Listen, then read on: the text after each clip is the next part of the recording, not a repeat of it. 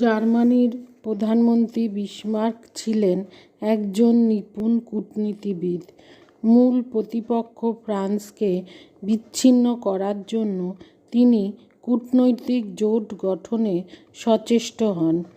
এই উদ্দেশ্যে 1879 খ্রিস্টাব্দে অস্ট্রিয়ার সঙ্গে দ্বিশক্তি চুক্তি সম্পাদন করেন।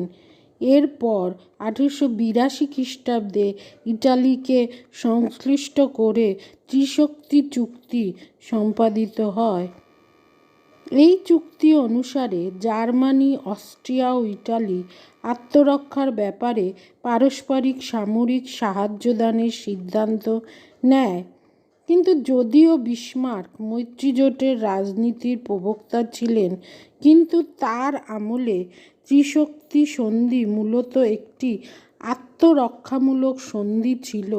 তিনি ফ্রান্সকে বন্ধুহীন করে রাখার জন্য রাশিয়ার সঙ্গে ভালো সম্পর্ক রাখতে চেষ্টা করেন।